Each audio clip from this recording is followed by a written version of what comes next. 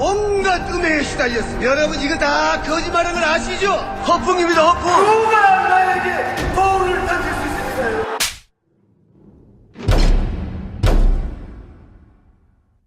미궁 유산균 사랑! 매일매일 너에게, 빵빵한 너에게, 민감한 너에게, 약해진 너에게 유산균 사랑 4종 출시. 가볍게 한잔 하시죠. 나 차 가져왔는데. 아예 착한 콜 대리운전이 있잖아요. 착한 콜? 딴지가 기부 내역을 검증한 착한 콜 1800-9998 대리운전도 믿고 맡기세요.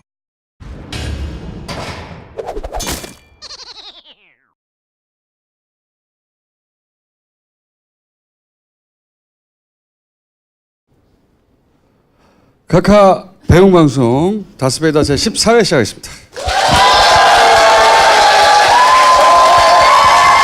어려운 날입니다. 안희정의 봉도사까지 이명박 카카가 막 사라지고 있어요. 예. 미아됐어 우리 카카가. 이제 최근에 사건들이 있잖아요. 관련해서 몇 가지는 말을 해둬야 되겠다 생각이 드는데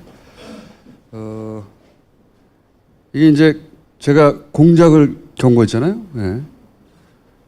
그 이유는 일단 이 미투를 공작으로 이용하고 싶은 자들이 분명히 있기 때문이에요. 그건 뭐 너무 명백한 건데 예를 들면 이런 거 있잖아요. 세월호가 무슨 상관이 여기서 이렇게 엮고 싶었던 거거든요. 아니면 문 대통령하고 엮고 싶은 거거든요.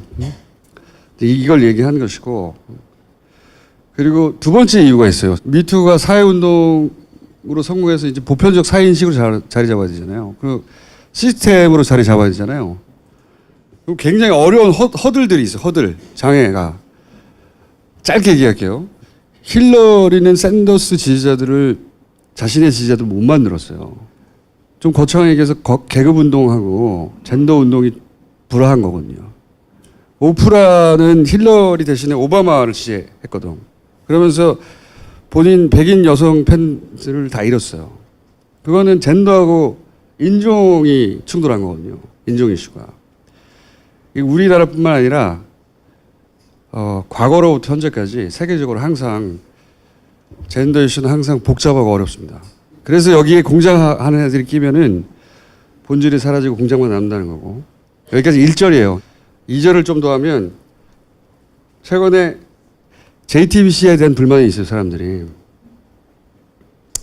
누구든 비판받을 수 있어요. 근데 JTBC는 이 젠더 이슈를 사회적인 아젠다로 설정한 건 그거는 일단 박수를 받아야 되는 거예요. 그리고 왜 한쪽 지역만 나오잖아. 왜 특정 영화 출신 배우만 나오나.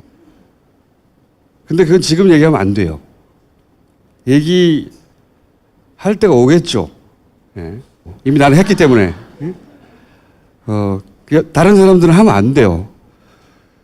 그게 분명히 한쪽에 몰려있는 건 맞아요. 근데 그거하고 별개로 이 폭로가 사회인식을 바꾸고 그 다음에 시스템 개선으로 나가는 효과를 먼저 봐야 돼요. 일단은 의식적으로 주목해서. 근데 이게 말처럼 쉽지가 않거든. 그리고 그 둘을 동시에 받아들이는 게 굉장히 어려운 거거든요. 그게 굉장히 어렵기 때문에 그 지점에 공격의 찬스가 생기는 거예요. 그리고 그게 어렵기 때문에 점점 입을 다물게 돼 있어요. 젠더 운동사를 보면 이런 어려움을 가득해. 아주. 그래서 제 관심은 공작은 맞고 이거는 사회운동으로 기회를 살리고 모두의 지혜가 필요한 때입니다. 지금. 어떻게 돌파할 것인가. 이 두 개를 동시에 받아들이며 오늘 여기까지만 할게요. 3절이 나올 때가 있겠죠. 3절이.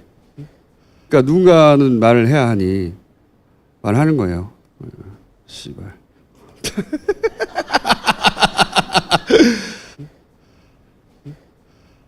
웃음이 너무 실감나시네. 많이 웃어보신 솜씨야. 각하가 다음 주에 서울중앙지검에 소환조사 나가지요.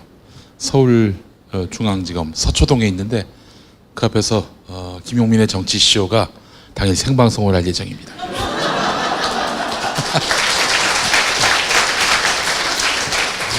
서울 103.5, 부산 105.7, 창원 90.9, 이번에 진주도 98.7로 방송하게 됐습니다. 많이 애청해 주시기 바라겠습니다.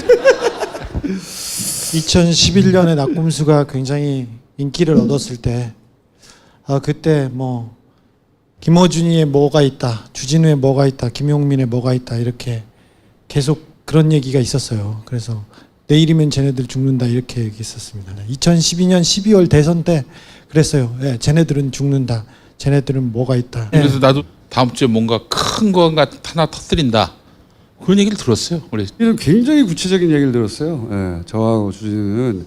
근데 지금까지 들은 얘기 중에서 다 적중이 됐습니까? 아니지. 그랬으면 우리가 그때 죽었었겠지. 죽었지.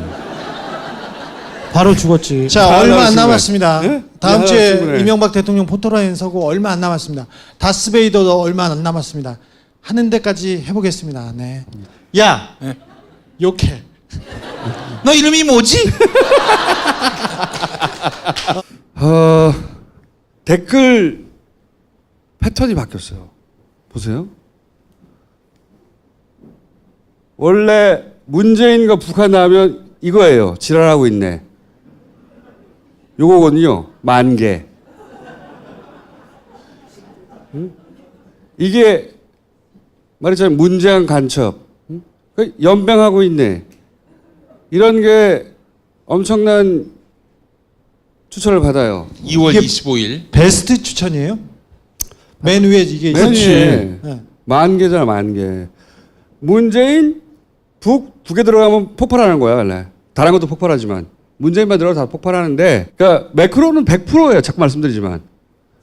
뭐, 민주, 북한, 어쩌고 돌아가면,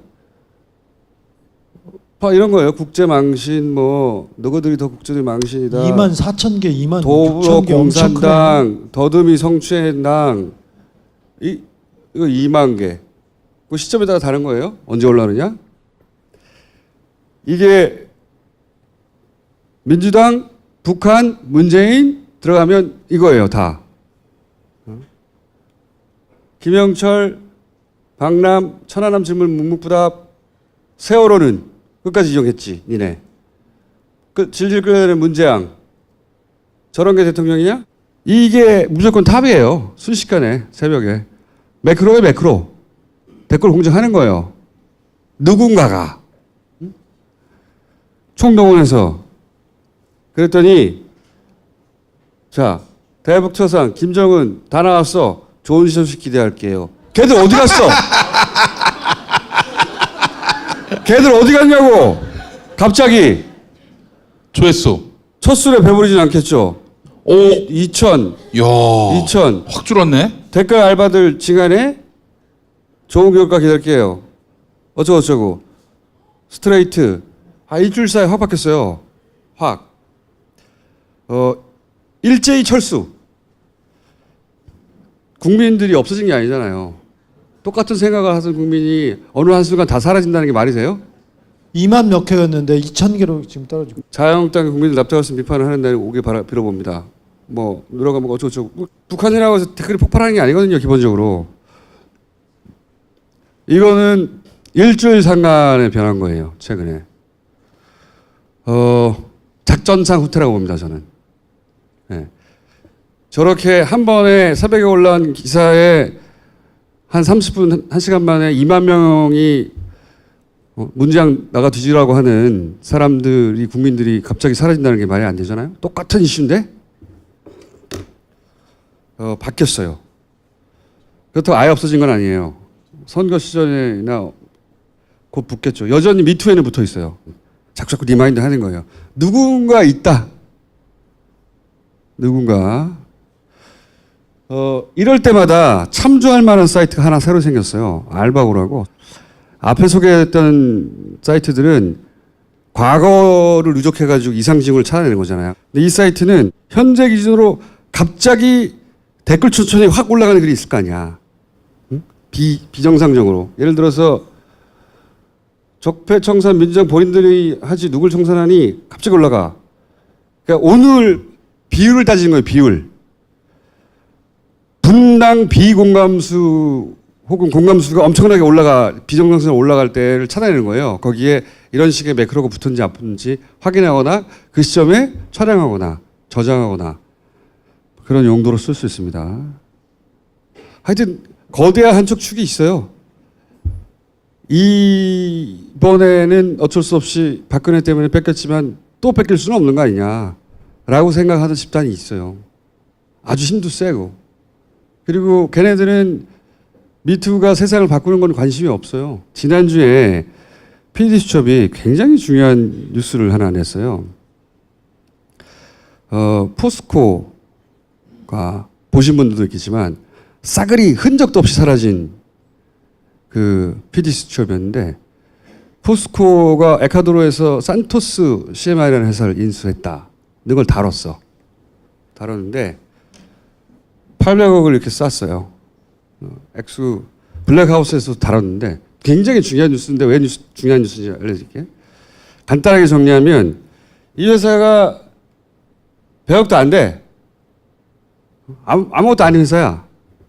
근데 이거를 800억에 사요. 800억이라는 게 예를 들어서 지금 터지는 뭐 조단위의 자원외교 이것도 작잖아요. 근데 이 사건이 중요한 이유는 뭐냐면 처음부터 끝까지 모든 게 밝혀진 그 거의 유일한 케이스예요. 자세히 들여다보면 이걸 800억에 사는데 회사 안에서는 당연히 사지 말자고 그랬지. 포스코는 거대한 기업이잖아요. 이걸 왜 사냐고. 100억도 안 되는데 구멍가게거든 포스코한테 비하면. 근데 이걸 거기까지 가서 800억에 사요. 사긴 샀는데 나중에 보니까 이 800억 이 회사를 800억에 사는 것도 이상한데 EPC 이퀄티라고 하는 회사를 800억 속에 500억 주고 그 안에 들어있는데 같이 산 거예요.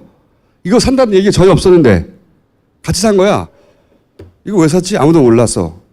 근데 이 몰래 산 회사에다가 2년간 또 돈을 600억을 써요. 그리고 이 회사를 빵원에 팔아요. 빵원에 파는데 팔기 직전에 800억을 또 투자해요. 팔기 직전에.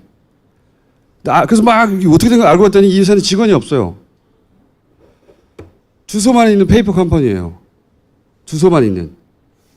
아무것도 없는 회사를 500억에 산 다음에 600억을 붓고 2년간 그런 다음에 800억을 마지막에 팔기 직전에 빵원에 팔기 직전에 돈을 넣어.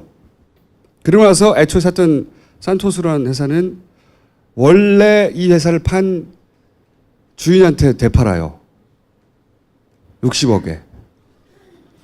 이 돈이 다 사라진 거예요. 68억에. 1800억이 아니라 68억이 사라진 거예요. 전략이 이상하잖아요. 엄청나게. 알고 봤더니 돈은 스위스 계좌로 넣었어. 페이퍼 컴퍼니야. 직원이 한 명도 없는 회사에 1,몇백억을 넣은 거예요. 그 돈이 다 어디로 갔을까? 근데 이게 이 이유를 하는 이유는 세 가지인데 첫 번째는 MB가 포스코를 통해서 돈을 빼먹는 수법인 거예요. 이런 거래가 되게 많아요. 둘째는 이 수법이 자원외교하고 쌍둥이인 거예요. 싼 회사, 망하는 회사를 엄청 비싸게 사. 살 필요 없는 걸 하나 끼워서 팔아. 사, 같이. 살 필요 없는 것에다 돈을 투자해, 막. 그런 다음에 그 살 필요 없었던 회사를 팔아. 좀 이따가 이제, 고기영 교수 나와가지고 설명할 텐데. 왜 우리가 지난번에 하베스트 있잖아, 하베스트.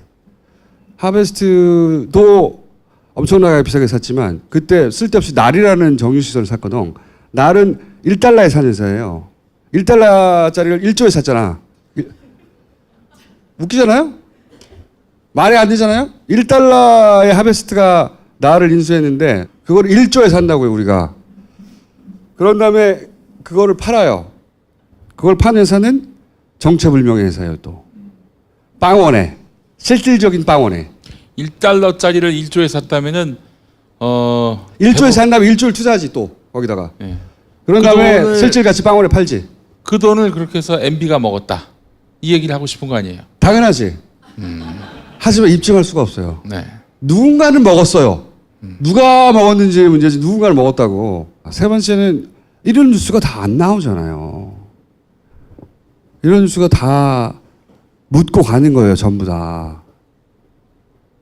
이명박 뉴스도 사라지고 이런 뉴스 돈 존나게 많이 사라졌는데 엄청나게 사라졌는데 다 사라지는 거야. 다.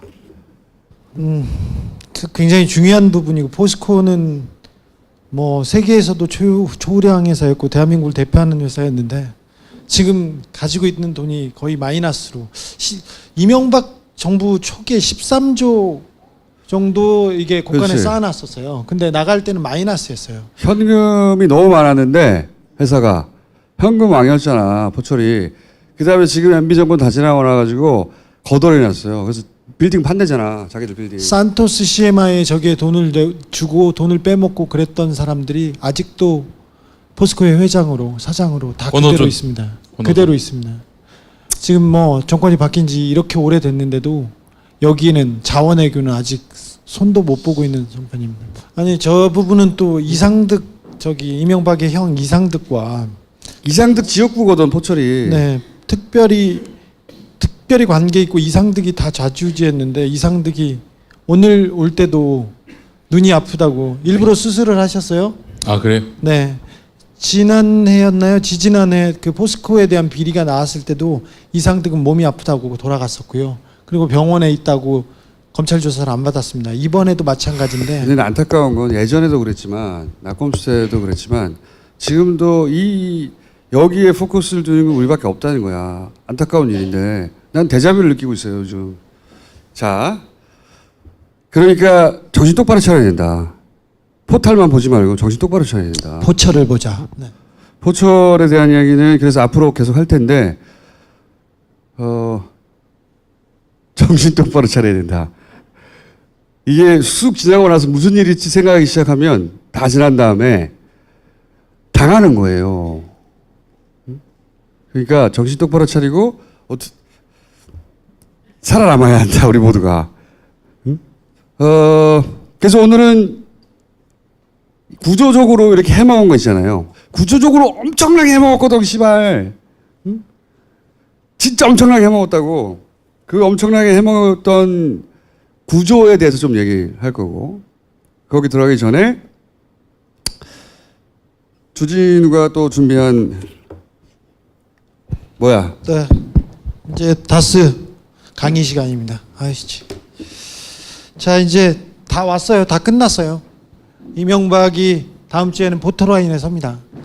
10년 동안 쫓아다녔는데 네, 이제 결과를 볼 때가 됐습니다. 이명박이 중요합니다. 우리 사회를 망가뜨리고 여기까지 끌고 온 게 이명박입니다. 다른 것보다는 아직 사람들은 어떻게 할지 모르겠지만 저는 이명박을 그냥 보낼 수가 없어요. 너무나 야, 당연하지 씨발 10년 동안 쫓아다녔는데 우리 네. 다. 그래서 이제 이명박 대통령이 포토라인에 섭니다. 많은 신문사와 많은 언론에서 이명박이 어떤 혐의를 받고 있는지 이렇게 얘기를 하는데 가장 뭐 이명박 대통령하고 뗄래야 뗄 수 없는 조선일보, 조선닷컴의 표만 보고 조금 얘기합시다. 자, 삼성 소송비 대납 60억 뇌물이에요, 뇌물. 근데 저 부분은 따져보고 이명박한테 물어볼 필요도 없이 이명박의 집사인 김백준이 인정했어요. 네, 뇌물 맞다. 삼성에서도 우리가 뇌물을 줬습니다. 이건희 회장이 지시를 해가지고 뇌물을 줬습니다. 해가지고 근데 시점이 2년 훨씬 전이야. 사면 있기 전. 그러니까 사면이 대가가 아니지. 다른 애초부터 거래가 있었던 거예요. 그리고 소송비 대납을 그 에이킹건프라고 거기에 돈을 줬는데 삼성 말고 현대차도 많이 줬어요. 현대차에서도 760만 불을 줬는데. 그러면 당선 축하금으로 봐야 됩니까? 아니지. 이거는 후보 시절이에요. 후보 시절. 후보 시절? 아예. 그러니까 미리 받은 거야 당선 축하금을. 그러니까. 자, 그때부터- 아니지. 당선 축하면 따로 있지 씨발. 아 그것도 따로 있나? 각하를 뭘로 보고. 그래서 그 에이킹건프라는 그 회사를 통해서 뇌물을 수수한 거예요. 거기다 돈을 보내라. 현대차도 삼성도 돈을 보내라. 그리고는 거기서 각하가 돈을 찾아갔던 그 뇌물죄가 여기서 성립됩니다. 아까 말했던 김재수와 그 140억을 돌려받기 위한 직권남용. 저거는 뭐 수사할 필요도 없이 거의 다 검증이 됐고 증명이 됐습니다. 그 다음에 국정원 특수활동비 저건 다 나온 내용이고 그 특수활동비를 받아간 사람들이 다 인정을 했기 때문에 이명박 대통령은 가서 뭐 대답할 것도 별거 없어요. 네. 이분들이 너 왜 이랬어? 왜 그랬어? 그랬을 때 이명박이 시켰어요. 다 그렇게 얘기했거든요. 내가 보기인데 여기가 네. 김윤호 네. 여사 측 네. 여기를 어디까지 할 건지를 고민하고 있는 것 같아. 고민을 할 건데 그건 이제 다음 장에서 제가 말할게요. 아 잠깐만 이팔성 얘기가 나와서 그런데 또 김용민의 정치 쇼에 나온 내용을 보니까 이팔성 씨가 PPL 진짜 많이 하네. 이팔성 씨가 그 왜 비망록 막 검찰이 쳐들어갔을 때 비망록을 먹고 있더래요. 그래 먹었지. 먹고 있더래. 야 위가 튼튼할 수도 있잖아. 아니 그래서 이제 그 검찰이 확보를 해봤더니 거기에 자유한국당 소속 중진 의원들 왜 대선 후보로도 거론되고 뭐 당내 중진으로도 분류되는 사람들 이름이 적혀 있는데 중요한 게그 액수가 많다면 많고 적다면 적을 뭐 500만 원, 1000만 원 뭐 이랬다는 거예요. 야 생각해봐. 음. 뉴욕제가 돈 받잖아. 뉴욕제 뉴욕제. 빵집에서도 야 나는 뉴욕제가가 무슨 체인이 있는 줄 알았어 하다못해 네. 찾아보니까 가게 하나. 달랑 하나야. 하나. 강남역 뉴욕 제가 빵집에서 돈 받아가지고 빵이 하는 거 아니야. 빵집에서 핀을 2억씩 뜯었어요. 얼마나 많은 데서 뜯었겠어요. 이팔성 이 사람은 우리 금융이잖아요. 여기는 이팔성은 친분이 있는 사람이야. 친구. 그러니까 진짜 이명박의 금고는 농협이 있잖아요. 신한은행은 어떻게 할 거야? 신한은행. 그리고 또 다른 친구 하나은행. KB KB. 농협 해킹 사건은 왜 벌어졌겠어, 씨발. 외환은행하고 이거 합병해줬잖아요. 하나은행. 신한은행은 엄청난 비자금이 나왔어요. 엄청난 비자금, 당선 추가금 다 나왔어. 검찰에서 다 덮어줬어. 이건 가지도 않았어. 여기는 친구한테도 저렇게 받아내는 우리 각하의 이런 순결한. 공과 사를 구분한다니까. 네. 그다음에 여기 공천원금 나왔는데 김소남 아세요? 모르죠. 공천원금 4억 원이야. 어유 4억 원짜리 배지가 어디 있어요? 1년에 의원한테 지급되는 돈이 얼마고 얼마나 많은 비서들을 쓸 수 있는데 할 수 있는 왜 사천원이한테 30억 줘서 비례대표 되려고 했던 사건이 있었어요. 네. 비례대표 되려고 30억을 다시 서울시 버스조합 이사장이었던가 네. 한 양반이 김옥희. 사천 언니한테 30억을 줬는데 비례대표 안 됐어. 더 많이 준 사람이 있었던 거지. 4억이래요. 여기만 있을 거였어요. 아시잖아요. 이때 대통령 당선되고 나서 그때 한나라당 비례대표 2번은 임두성. 임두성. 친박의 박근혜 호위무사. 그리고 한센병 환자들을 이끌고 나가서 해결사 역할을 했던 그 사람이. 그 사람이 그냥 됐겠어요? 정과 12범인데. 정두원 전 의원이 김용민의 정치쇼에 나와서 한 말이 있는데 임두성은 그냥 친박 쪽 배려해서 그렇게 해서 꽂아도 그분은 공짜가 없는 분이세요. 자, 꽂아도. 네. 약속하게 줬겠지 네. 뭐. 대보그룹에서 수주 청탁금 수억 원. 대보그룹 아세요? 들어보셨어요? 저기 뭐 하는데요, 고속도로 그게? 휴게소에서 뭐 이렇게 하는 건데 이런 데서도 청탁금 몇 억씩 받았어요. 다른 데는요. 자, 지나갑시다. 여직원이 120억 횡령해도 괜찮은 회사예요. 이 회사가 아무런 걱정도 없고 문제도 없고 검찰에서도 아유 괜찮아요 이렇게 하고 털어줬잖아요. 네? 이영배 금강 대표 이건 다스도 아니야. 그 옆에 회사야. 90억 또 100억짜리 또 있어. 이병모 집사 여긴 60억 나왔네. 이거 조선일보에서 좀 많이 줄여준 거예요. 근데 이 정도예요. 자, 그 다음에 뭐 있는 청와대 문건 영포빌딩에 자 저기 노무현 대통령이 그 봉화마을에 가서 그 책을 쓰겠다고 자료를 몇 개 카피해가지고 갖지 않습니까? 그때 고소하니 고발하니 이거 뭐 국기문란이니 했던 사람들이에요. 근데 이 사람들이 영포빌딩 지하에다가 다 갖다 놓고 때려 박아놓고 있었어요. 그러니까 이제 불법 반출 및 은닉을 했다는 거는 원본을 가지고 왔다는 원본을 얘기 아니에요? 가져갔어요. 노무현 대통령은 원본을 가져온 게 아니라 복사본을 가져온 건데. 근데 여기 갔었어요. 근데 최근에 이명박 대통령 측에서 얘기했잖아요. 이거 압수수색한 게 불법이라고. 아니 법정에서 증거능력 다툼하려고 그러는 거지. 도둑이 뭘 엄청나게 훔쳐서 작물이 있어. 근데 작물을 뺏어가니까 경찰한테 이거는 법에 어긋나다고. 응? 영민아 뭐 하냐? 아, 욕 너무 많이 한대. 누가 그래? 아니 저 우리 저 교단에서 교단에서 너 3.1절에 뭐라고 했어? 조심하래 좀. 누가 뭐라고 했어? 누가? 목사님들이 넘어갑시다 넘어가. 니네 교단에서도 너한테 뭐라 그래? 그럼 한 회당 몇 번까지 가능해? 뭐 아꼈어. 3번까지만. 그 한번 해. 10을. 자, 그리고 저기 김재정 씨 부인, 그다음에 이상은 씨 모든 사람이 와가지고 이거 제 거 아니에요. 이 부동산 이명박 거예요. 이렇게 얘기했어요. 아. 지금까지 나온 것만 여기인데 이게 다가 아니고요. 뇌물 혐의에 다른 기업이 많이 있습니다. 그리고 더 지저분한 일이 너무 많아서요. 이게 어디까지 공개될지는 모르겠으나 너무 많아요. 뉴욕제가 같은 거 없어? 뉴욕제가 뉴욕제가 여기 없네. 뉴욕제가. 뉴욕제가 없어. 내 땅에 나온 중에 뉴욕제가 제일 웃기는데. 응? 제 가점에서도 2억씩 빈 보는 사람이 이분이세요. 진짜 씨발 아니 뉴욕제가. 그 돈 모아서 뭘 하려고 그랬던 걸까? 그게- 이분이요. 땅 샀어요. 땅 사고 집 샀어요. 외국에다가. 나는 이렇게 생각이 들어. 옛날부터 왜 이렇게까지 왜 알면 알수록 신기하거든요. 물론 화도 나지만 야 신기하다. 돈이 너무 많은데 이미 왜 이렇게까지 작은 돈까지도 다 집착하거든요. 작은 돈. 응? 돈의 신이어서 그래. 사실 그 김경준으로부터 돌려받은 140억이죠? 푼 그것 돈이죠. 때문에 이게 사실 발목 잡힌 아니 거 아니에요? 그러니까 씨발 그랬잖아 우리가 그때부터 이 140억이 발목 잡을 거라고 낙금 때부터. 근데 그 신기하잖아요. 신기. 근데 나 이런 생각이 들어요. 이 사람은 정주영 회장 밑에 자기가 머슴으로 살았던 것. 걔는 머슴이야. 네. 머슴. 진짜로.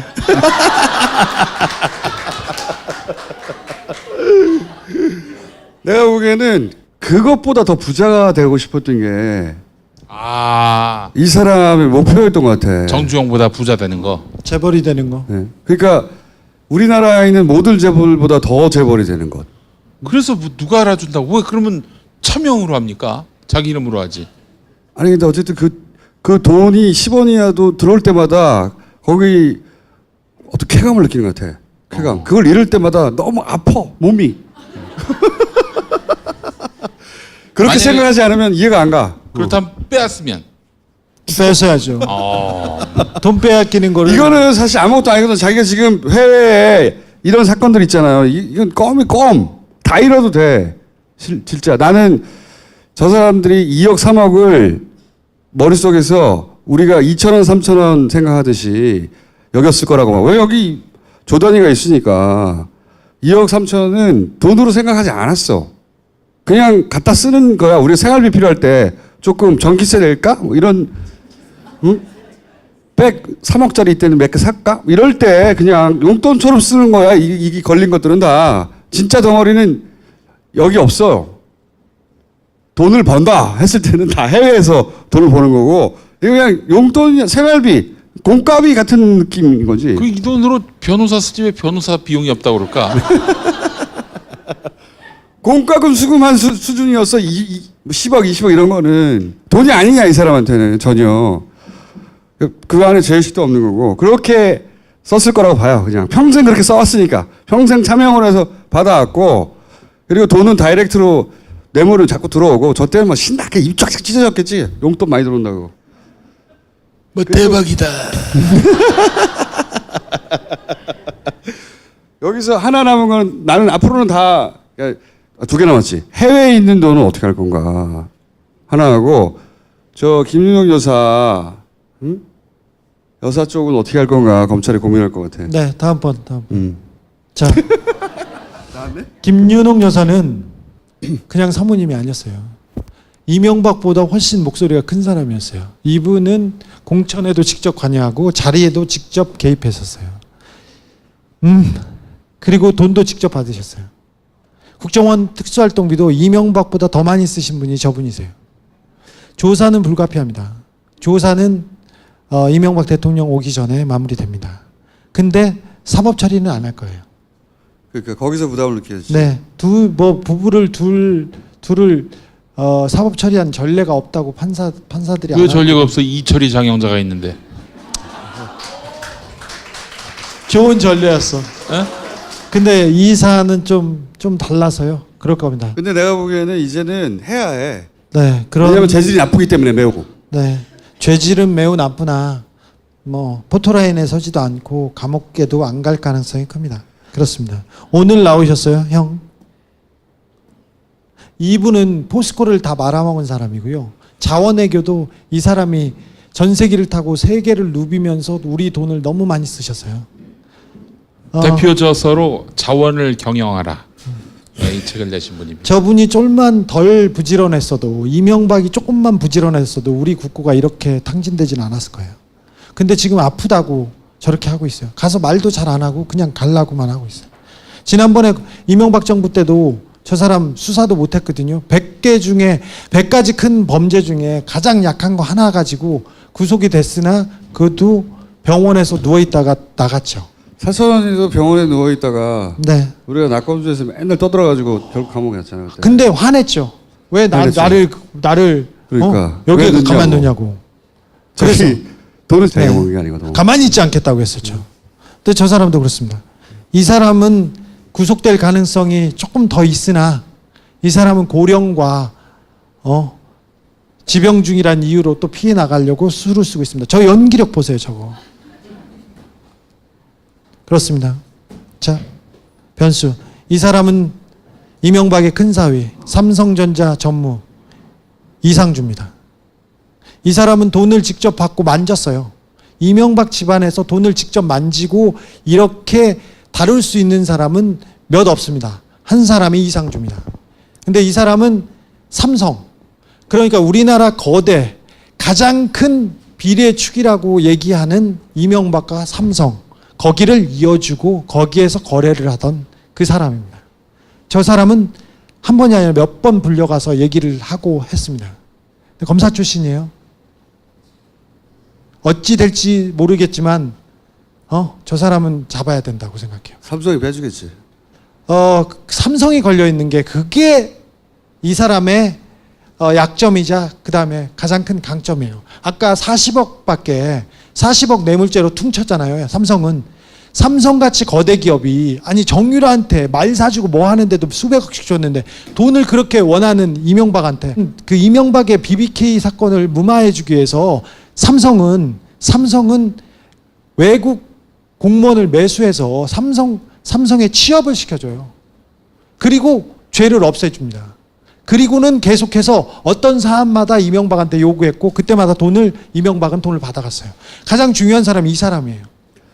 중요한 근데 이 사람. 사람이 가장 중요하다고 몇 번 얘기했지만 이 사람이 삼성 매니기 때문에 빠져나갈 가능성이 높다고 봐. 네. 그래서 이 사진을 박았습니다. 중요합니다. 잊지 말아야 됩니다. 국민들이 관심을 다른 데 두잖아요. 그럼 이명박은 빠져나가요.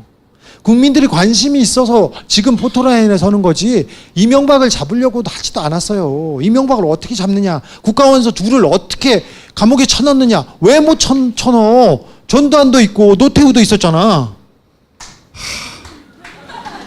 이철이 장영자도 있고. 너 왜 그래? 너 교단에서 뭐 하고 왔어?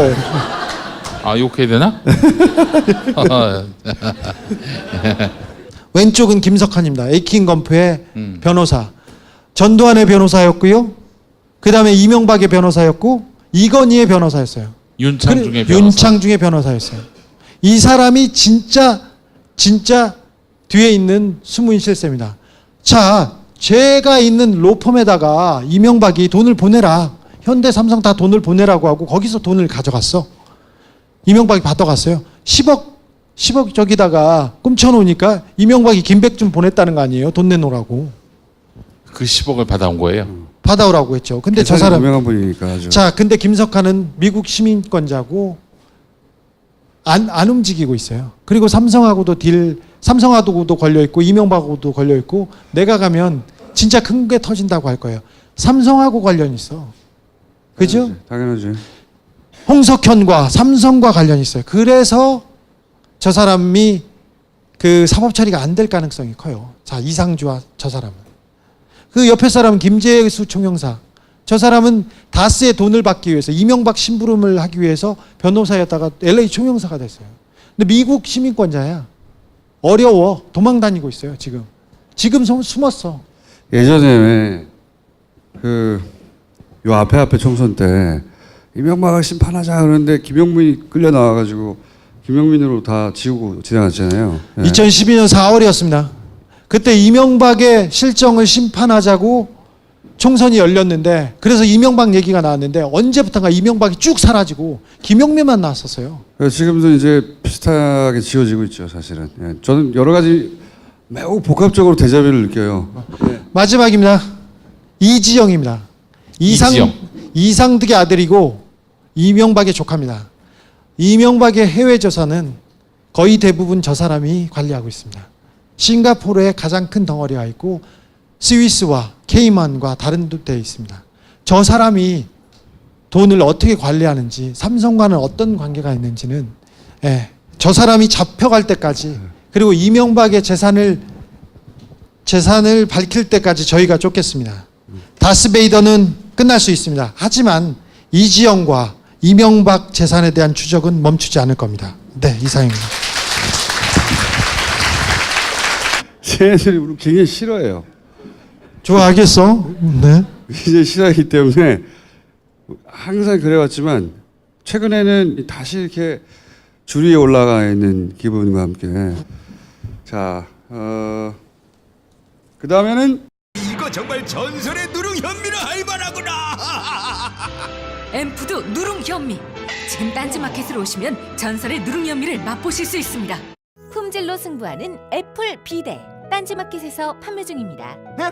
잠시만, 무슨 비데라고? 애플 비데.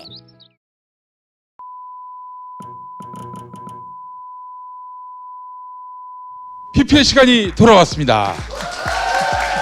착한 콜 대리운전, 기부로 아름다운 동행을 꿈꾸는 착한 콜 대리운전. 네, 착한 콜 대리운전 이용해 주시면 고객님들께서 지정해 주시는 단체로 이용 금액의 일부를 기부해 드립니다. 안전하게 귀가하고 우리나라 살맛 나는 나라로 만드는 착한 콜 대리운전. 우리 MB가 가가 돌아오는 수요일에 이제 소환되지 않습니까? 귀가가 되겠지만 만약에 바로 영장이 청구된다면 어떡하겠습니까? 주차장에 차를 세워두고 한 30년 40년 뒤에 와서 가져갈 수는 없는 거 아니겠습니까? 착한 콜 대리운전 이용하시면 바로 집으로 보내드립니다. 수도권은 1800-9998, 기타 지역 전화번호는 지역마다 다른가 봐요. 굿콜.kr로 확인하실 수 있습니다. 착한 콜 대리운전뿐 아니라 착한 콜 꽃배달, 착한 콜 퀵 서비스도 있습니다. 많은 이용 바라겠습니다. 자, 미공 유산균 사랑, 미공 유산균 사랑. 예. 여러분, 자유한국당 원내대표 누굽니까? 사실상 김성태 아닙니까? 문재인 정권이. 네, 김성태 원내대표. 이 성대모사의 비법이 있습니다. 똥 참는 보이스. 그래서 사실 김성태 원내대표에게 강력하게 추천합니다. 사실상 추천합니다. 미궁 유산균 사랑. 나를 위한 헌정 유산균, 미궁 유산균 사랑. 그동안 묻지도 따지지도 않고 섭취해온 유산균. 그래서 속 편해지시고 살림살이 나아지셨습니까? 자, 유산균 사랑과 미궁 대장 사랑을 함께 구매하시면 시너지가 폭발해서 더 빨리, 더 시원하게, 더 많이 내 몸속의 적폐를 뽑아드립니다. 함께 구매하시면 할인도 해드립니다. 딴지마켓에서 구매한 다음 사용 후기를 정성껏 작성해 주시면 매달 10분께 대장사랑과 유산균사랑 세트를 무료로 드리고요. 아울러 사은품으로 도 드립니다. 굉장히 필요합니다. 너무 많이 나오니까. 미공 유산균사랑이었습니다. 자, 다스베이다 1회 때 이 자리에서 나는 다스라는 노래로 축하 공연했던 밴드 제8극장 기억하십니까? 헤드뱅잉 해가지고 앞에 계신 분들이 다음날 식사를 못했어요. 비듬을 다 먹어가지고. 3월 10일 이번 주 토요일 저녁 7시 컨트리 음악 공연을 한다고 합니다. 그랜드 올레 벙커라는 공연인데 한국에서는 좀 생소한 장르인데요. 사실 컨트리 음악이 들어보면 아주 굉장히 매력적이거든요. 텍사스 가라오케, 데니보이 앤 더 캐리지스라는 밴드도 함께 하니까요. 많이들 오셔서 컨트리 음악의 매력에 빠져보시기 바랍니다. 한국의 마릴린 맨슨 하면은 바로 누굽니까? MB 각하죠. MB 각하도 오신다는 소문이 있어요. 자, 예매는 벙커원 홈페이지 지금 아래 링크가 뜨고 있죠. 얼마 남지 않았으니까 서둘러 예매하시기 바랍니다. 제8극장이었습니다. 마카 이제 국내에서도 100%로 드실 수 있습니다. 딴지마켓에서 파는 마구 마카 남녀노소 모두에게 줬어. 주지가 몇 개냐? 뭐? 모조리 다 닦아줄게. 난 딴지에서 최저가로 팔아.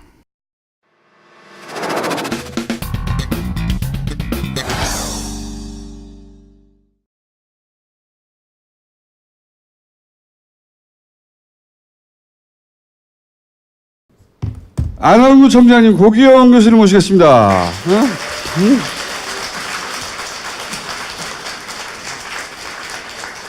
청장님, 오늘은 편집되지 않도록 해주세요.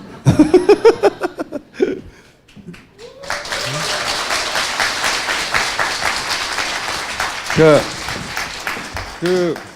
고기영 교수님은 자원곡물공사가 이제 공중분해대, 이 뉴스도 모르는 분이 많네. 공중분해되거든요. 그리고 그 얘기와 함께 아까 말씀드린 구조적으로 해먹는 거, 포스코 사안을 포스코의 디테일이 아니라 그냥 패턴에 대한 이야기 잠깐 하실 거고, 안원구 청장님도 구조적으로 해먹는 거의 사례를 오늘 한 가지 좀 디테일하게 들고 오셨어요. 우리은행 아까 얘기했잖아요. 이팔성 돈 22억 준 사람, 예? 그 양반이 대빵일 때 벌어진 일이에요. 예. 자, 가주십시오, 청장님. 제가 먼저 할까요? 잘해주세요. 지금 말씀하신 대로 이분들이 구조적으로 이걸 했는데 국내에서 하고 해외에서도 하고 했는 사례 중에 하나를 지금 소개할까 하는데요. 야, 복잡하다 이거. 좀 복잡할 것 같은데 사실 그렇게 복잡하지 않습니다. 쉽게 한번 설명해 볼게요. 제발. 우리 은행의 그 이팔성 씨가 2008년부터 2008년 6월부터 우리은행 그 지주 회장이 되시죠. 그런데 이제 우리은행 지주 회장이 되기 전부터 사실 국민은행하고 대한생명으로부터 돈을 빌리는데 누가 빌리느냐 하면 여러분 파이시티라고 기억하실지 모르겠는데 대출 사기 사건 큰 게 있어요. 자세히 들어가지 마시고. 네. 대출 사기 사건이 졸라 큰 게 있었다. 그 양재동에 있는 화물 터미널에 대출 사기 사건이 있었는데 네. 그 대출 사기 사건에 연루돼 있던 사람들이 똑같이 중국에 가서 대출 사기 사건을 일으키는 사건이 생깁니다. 그 사람들이 이제 중국에다가 중국에 있는 빌딩을 하나 사기 위해서 한국에 있는 그 도표에 나오는 백익 인베스트먼트라는 대출 3,800억을 여기다 하는 거죠. 그렇죠. 우리은행에서 3,800억을 빌려가지고 회사를 하나 만듭니다. 만들어서 그걸 다시 홍콩의 유파이 인베스트먼트라는 회사를 만듭니다. 그리고 그 회사에서 마운틴 브리지, 요거를 약자로 MB라고 보통 이야기하죠. 이게 웃을 일이 아니고 실제 MB라고 불러요. 그래서 이 MB라는 마운틴 브리지라는 회사가 가지고 있는 중국 중천갱업이라는 부동산 시행사죠. 우리나라로 치면 시행사 주식을 사는데 투입하는데 백익 인베스트먼트가 3,800억을 빌렸는데 그 중에서 800억은 중국에 있는 시행사 중천갱업으로 800억을 먼저 줍니다. 그리고 나머지는 유파이하고 마운틴 브리지를 거쳐서 쿠션 다시 먹어가지고 일로 다시 돌아갑니다. 돌아갑니다. 그 세 단계를 거쳐가지고 결국은 중천갱업에 갔기 때문에 우리은행 돈이 중천갱업에 갔다 이렇게만 이해하시면 3,800억이 간 거죠. 원래 이 빌딩을 사느라고 3,800억을 대출 받은 거예요. 그렇죠. 요걸 살라고. 근데 그 돈이 그냥 사면 되는데 이렇게 돌아가서 3,000억이 가고 이렇게 800억이 간 거예요.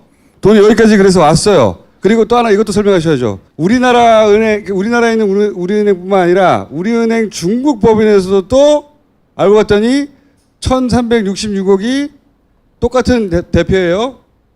그렇죠? 똑같은 사람이 또 대출을 받아가지고 여기 또 넣어요. 그래서 총 5,166억이 여기 모이는 겁니다. 네. 그래서 이제 이 5,166억이란 돈이 모여가지고 실제로 투입되는 돈은 1,650억이 투입되는 거예요. 이 빌딩에 들어간 돈은 근데 1,650억밖에 없는 거예요. 그러면은 나머지 돈이 3,516억 원이 어디에 갔는지 지금 사라진 것이죠. 돈을 5천억대를 한 사람이 요런 방식으로 중국에서 한국에서 해가지고 총 5,166억을 한 군데 몰았어요. 요 빌딩 산다는 이유로. 근데 요 빌딩 사는 데는 1,650억밖에 안 들어가고 나머지 3,516억은 없어졌어 어딘가로. 그게 이제 신기하게 어디로 사라졌을까를 이제 찾아야 되는 것이고요. 여기에 나오는 그 파이 인베스트먼트 차이나와 그 백익 인베스트먼트 또 유파이 인베스트먼트 마운틴 브리지 이 대표들이 보면은 공통된 사람이 하나 나오죠. 누굽니까? 이정배 씨죠. 다 이 사람이 말이에요. 다 이 사람이. 그런데 이분이 누구냐 하면 파이시티를 대출 사기를 하고 인허가했는데 돈 줘가지고 MB 실세들한테 돈 줬다고 해가지고 감옥에 가 있는 사람이에요. 같은 분이다 이거죠. 파이시티 해먹어서 감옥 갔던 MB한테 뇌물 줬다 들켜가지고 그 사람이에요. 그 사람이 다 여기에 대표여 돼. 다.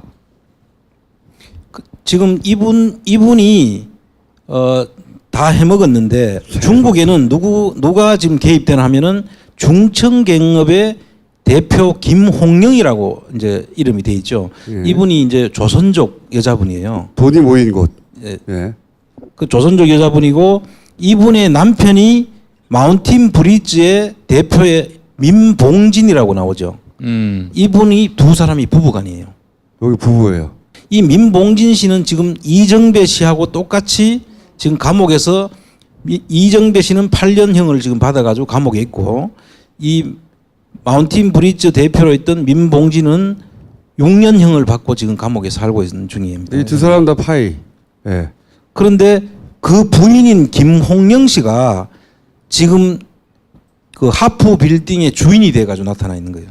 이 빌딩에 허프 빌딩. 그래서 여기서 나왔으니까 이제 이 빌딩의 주인이 되는 거잖아요. 예. 그래서 아까 3,800억을 빌려가 가지고 있었는 것도 그런데 이미 우리은행으로부터 돈을 그렇게 빌려갔는데 그 빌려갔는 돈을 중국 법인에서 아까 또 1,300억, 한 1,500억 가까운 돈을 빌려가 가지고 예.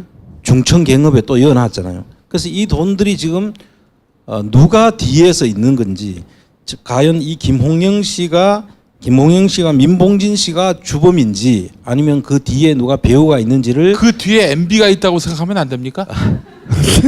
그거를 오늘 이야기하려고 지금 나온 거죠.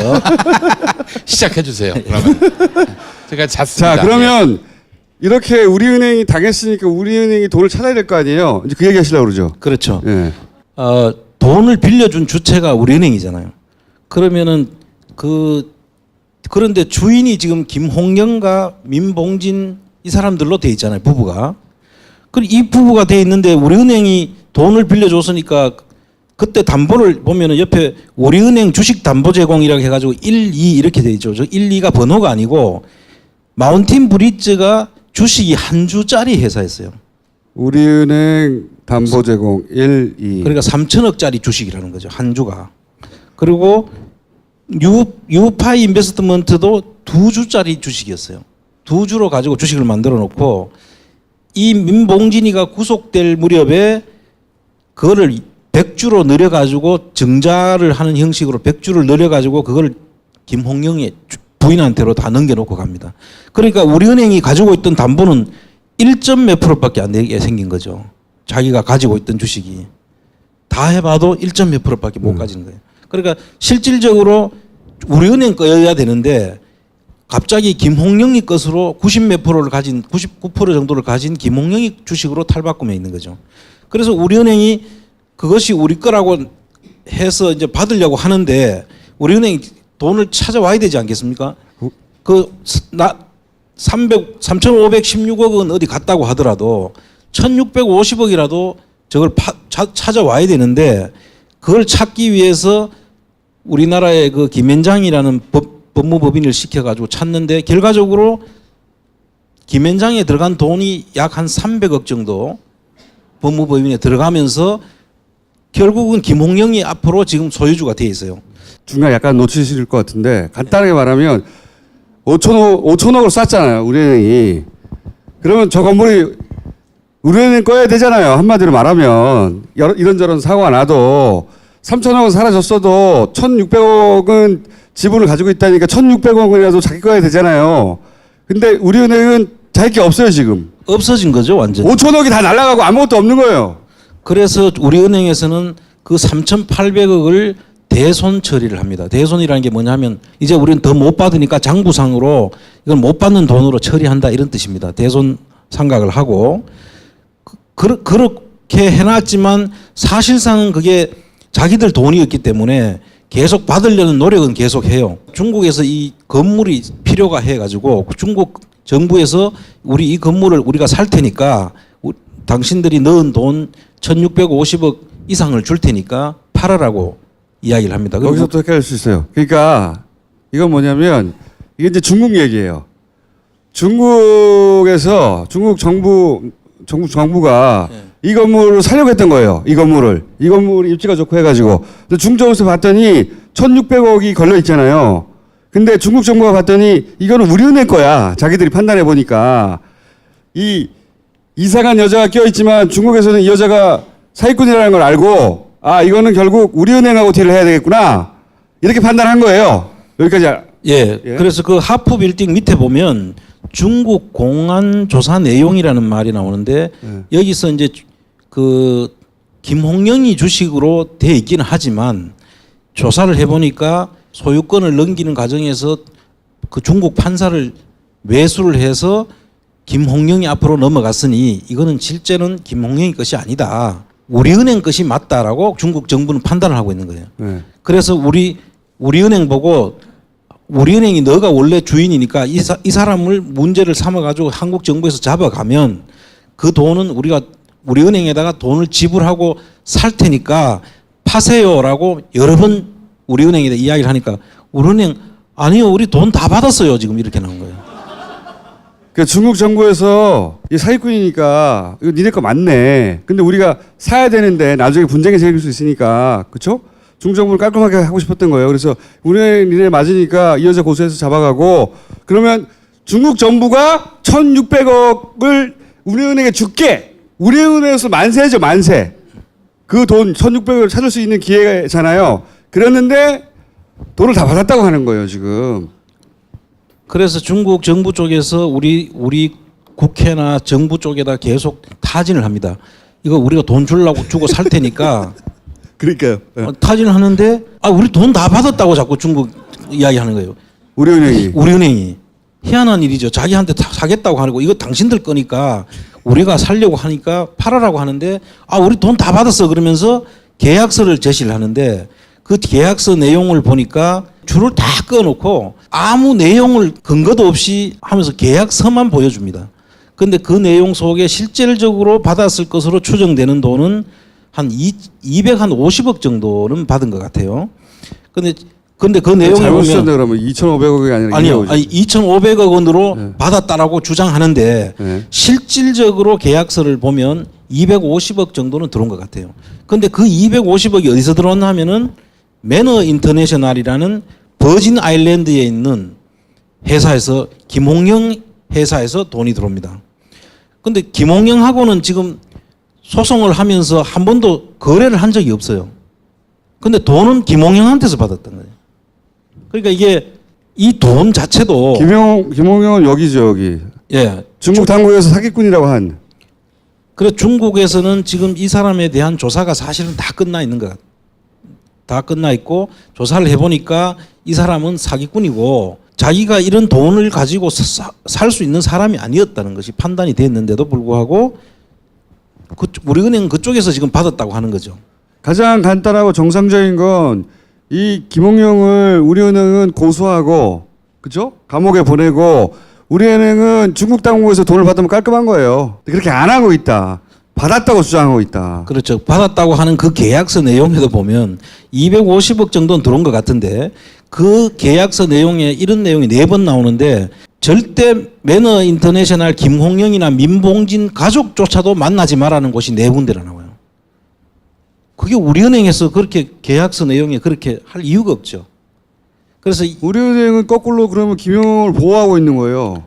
김홍영하고는 접촉을 하지 마라 그런데 최근에 지금 모 언론사에서 가서 지금 접촉 중인데 거기서 지금도 그 이야기를 한다는 거예요.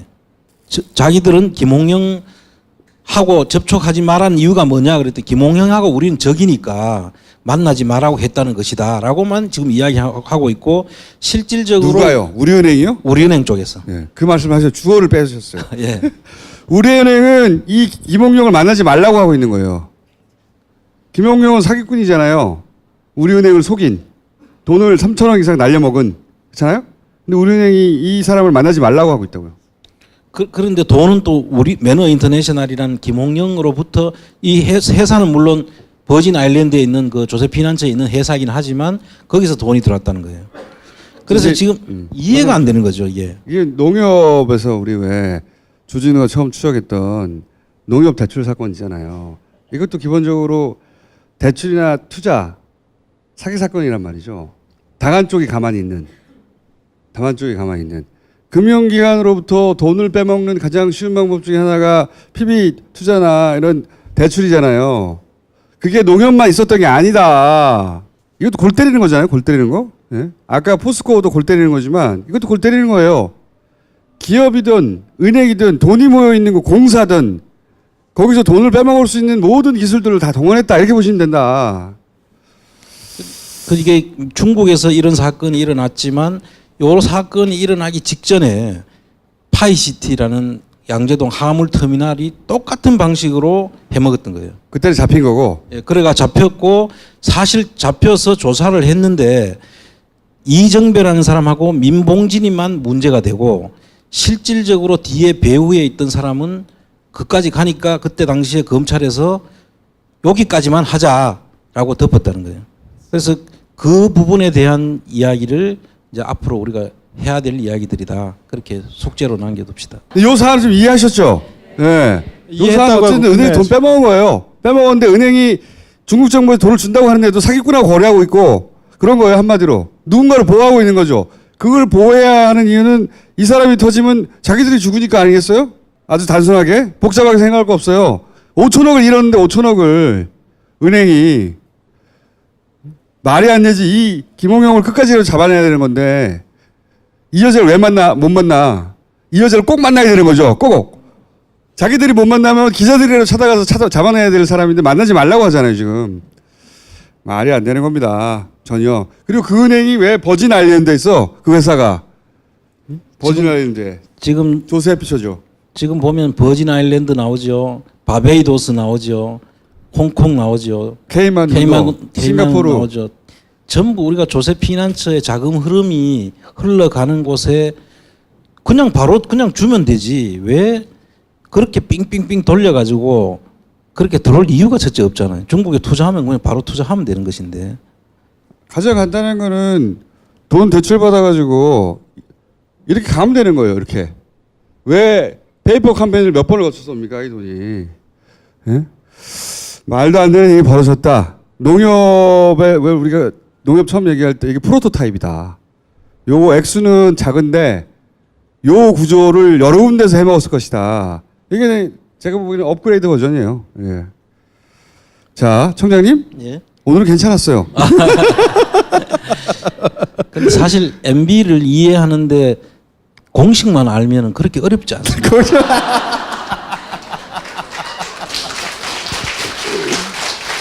자, 그러면 두 번째 공식. 아까 교수님 제가 앞에서 잠깐 포스코 사례 얘기했거든요. 쓸데없는 회사를 비싸게 사고 하베스트하고 약간 비교했는데 그 공식을 좀 말씀해 주세요. 공식을 기본적으로. 복기랑 이제 복습을 좀 할게요. 포스코가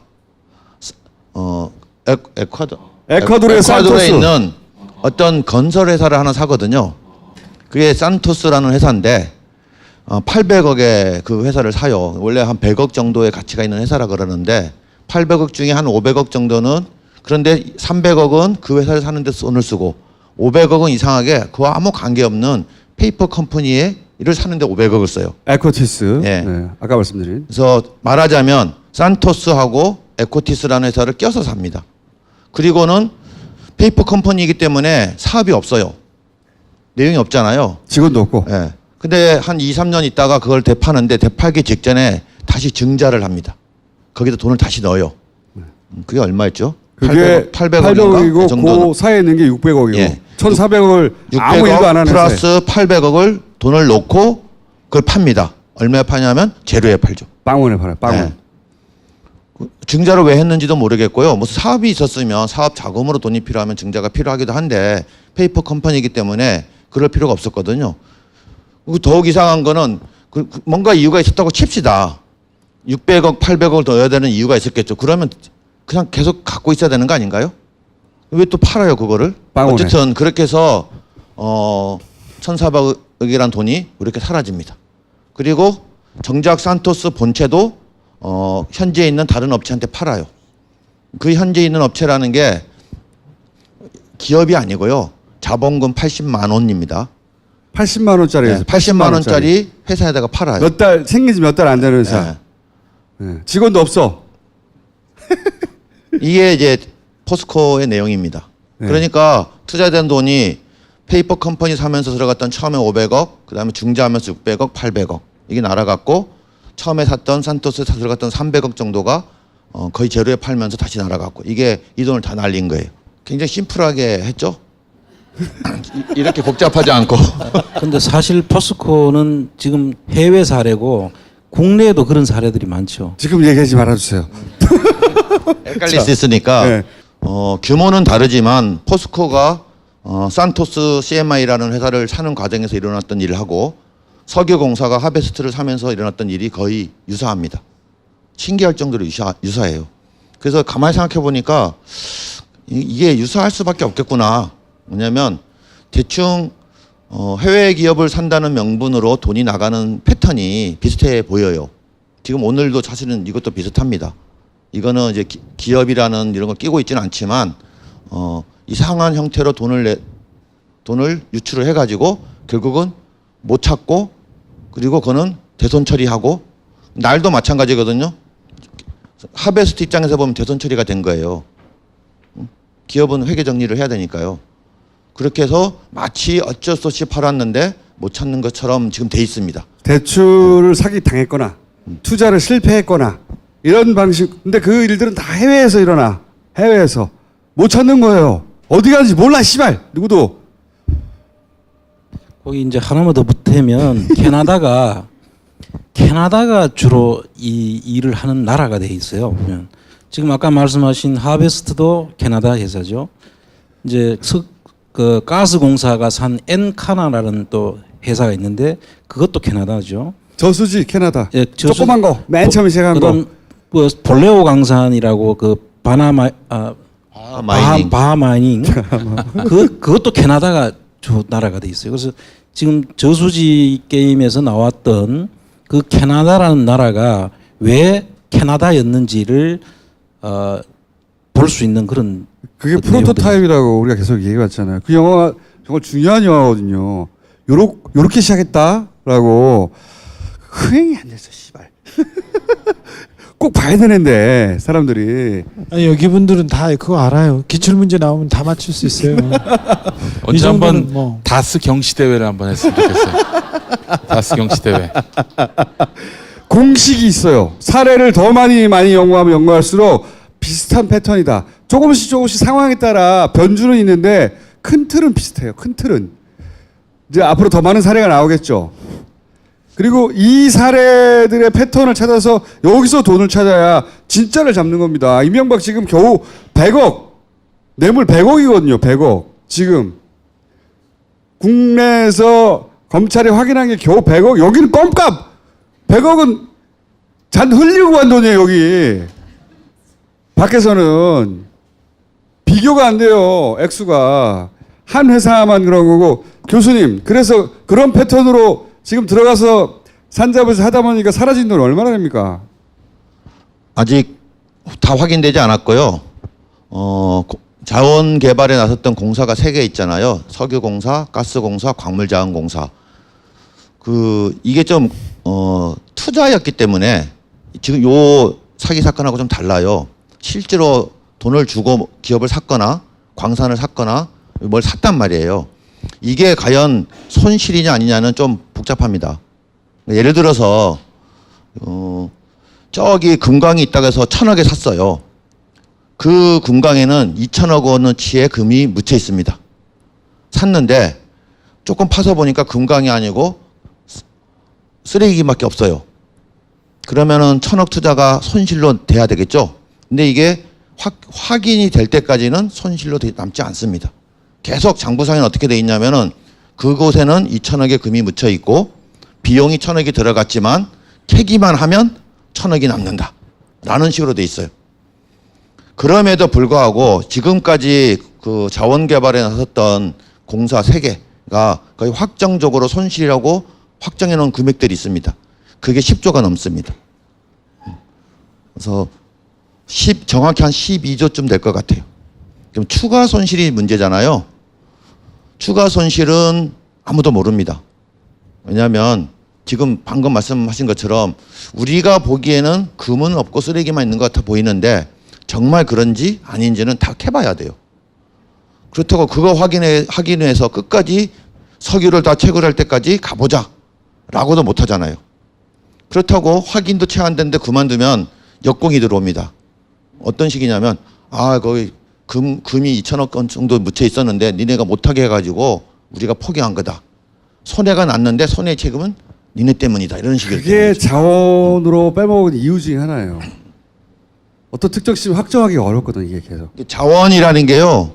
좀 그런 얘기도 있는데 생각해 보면 왜 자원 개발에 이렇게 열을 올렸을까? 물론 이게 추측이긴 합니다만은 자원은 투자한 돈이 회수하는데 굉장히 시간이 오래 걸려요. 한 20년, 30년. 그러다 보니까 빼먹기 좋아서. 추측이긴 한데 사기치기 딱 좋아요.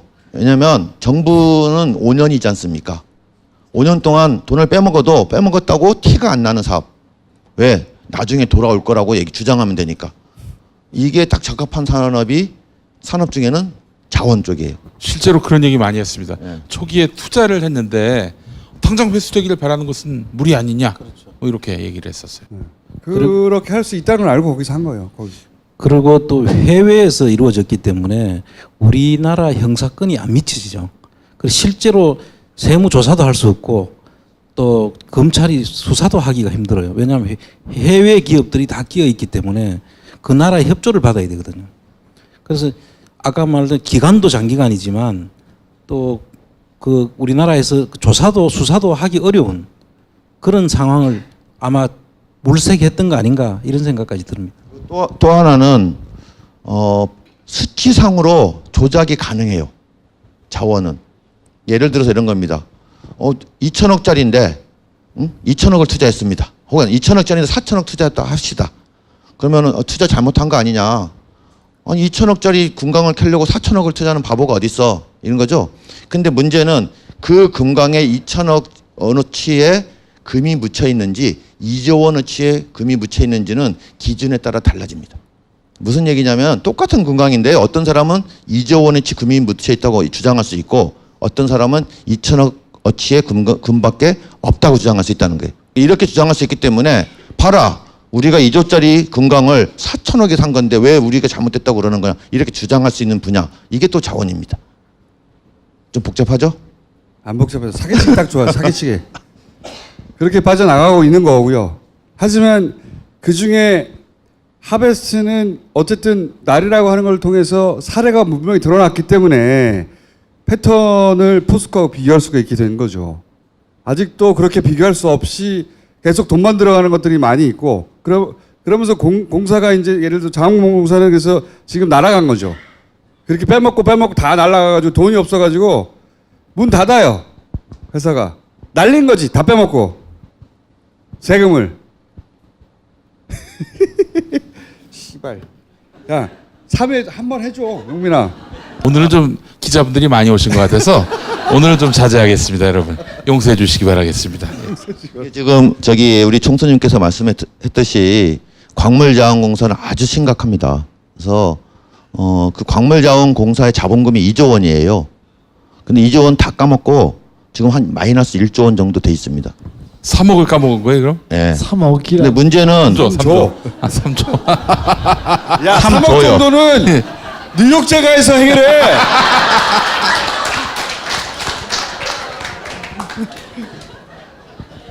삼 3조 정도의 손익이 나 있어서 자본금이 마이너스 1조 본 적이 정도예요. 없어. 그 자원 얘기 들으실 때는 억 단위는 그냥 가볍게 넘기셔야 됩니다. 조 단위이기 때문에. 예. 근데 문제는 향후 한 4, 5년에 걸쳐서 5조 부채가 돌아옵니다. 그래서 갚을 방법이 없어요. 근데 예를 들면 좀 엉터리로 샀더라도 투자해놓은 강산에서 매출이 있어가지고 그 돈을 좀 일부라도 돈이 돌아오는 돈이 있으면 어떻게 돌릴 수 있겠죠. 근데 그 광물자원공사가 투자한 가장 금액이 큰 게 볼레오라는 그 멕시코의 구리 강산이고요. 또 하나는 마다가스카르라는 섬이 있어요. 아프리카에 보면 거기에 보면 암바톱이라는 이제 광산이 있는데 돈은 계속 들어갔는데 생산은 아주 미미하거나 아예 없거나 합니다. 그 얘기는 뭐냐면 매출로 돌아올 돈이 없다는 뜻이에요. 그런데 부채는 5조 원이 돌아온단 말이에요. 순차적으로. 지금 당장은 올 5월에 5억 달러를 갚아야 되거든요. 5천억. 그 돈 없습니다. 진짜 방법 없어요. 누군가 돈을 빌려주기 전에는 유일한 방법은 이겁니다. 여기서 돈 빌려서 저쪽 5천억을 갚는 거죠. 그럼 신규로 돈을 5천억을 빌려와야 되는데 지금 광물자원공사가 파산 직전에 있다는 거는 세상이 다 알아요. 어느 누구도 신규로 돈을 대출해 주지 않습니다. 그래서 문제가 되고 있는 상황이고 그래서 지난 며칠 전에 저희 TF에서 긴급 회의를 했어요. 그래서 이 문제를 어떻게 처리할 거냐. 사실은 좀 더 시간을 두고 왜 이런 문제가 생겼는지, 그다음에 그 과정에서 혹시 부정한 짓을 한 사람이 있는지 책임자도 처벌하고, 그리고 앞으로는 어떻게 해야만 이런 일이 반복되지 않고 재발하지 않을런지 보완책도 만들어야 되거든요. 좀 시간이 필요한데 너무 급해요. 지금 당장 3월이나 4월 중으로 새로운 부채를 받아와야 되는데 이거 못 받으면 그냥 도산합니다. 바로. 네, 그런 상황에 와 있습니다. MB한테 구상권을 청구할 방법은 없을까요? 야, 입증을 해야지 그 구상권이 입증을 해야 청구되지. 그래. 입증이 안 되는데. 강상 개발을 할 게 아니라 MB 개발을 해야죠. MB 개발에 숨겨진 것을 개발해서 찾아내야죠. 자, 오늘 여기까지 할 텐데 초반에 이게 좀 정신을 똑바로 차려야 되는 거예요. 여차하는 순간 하다가 다 사라지고 묻히고 그래요. 자원 개발에 관해서 하나만 말씀하시고. 이게 절대 뭐 몇 달 조사해서 알 수 있는 사안들이 아닙니다. 왜냐면 돈이 조 단위지 않습니까? 1,000억, 2,000억도 잡아내려면은 몇 달씩 조사를 해서 겨우 그 윤곽을 알 수가 있는데 조 단위로 들어간 사업이고, 그리고 저는 좋게 해석해주고 싶어요. 예를 들면 자원 개발 정말 잘해보려고 했다가 투자 실패한 사례라고 봐주고 싶습니다. 근데 그렇게 보기에는 너무나 설명이 안 되는 부분이 이상한 구석이 너무 많아요. 그러니까 자꾸 의혹이 생기는 겁니다. 그래서 그런 의혹들을 앞으로 긴 흐름을 가지고 끈기 있게 추적을 해야만 됩니다. 그러려면 여러분들이 계속해서 이게 관심을 갖고 응원을 해주셔야 돼요. 안 그러면 어떻게든 이거 조기종기를 하려고 할지도 모르거든요. 그래서 계속 응원을 좀 부탁드리겠습니다. 감사합니다.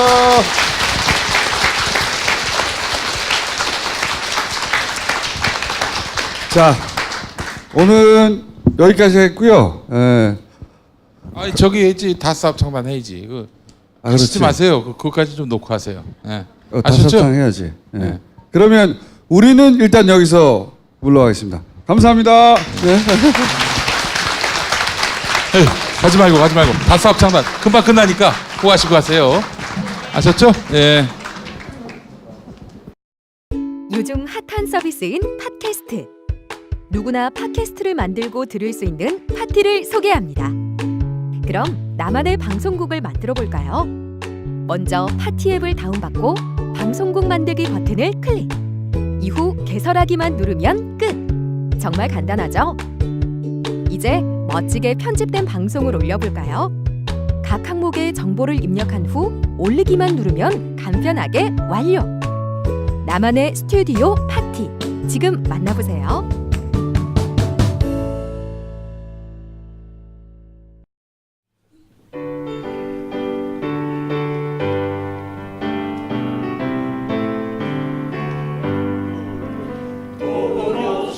살 수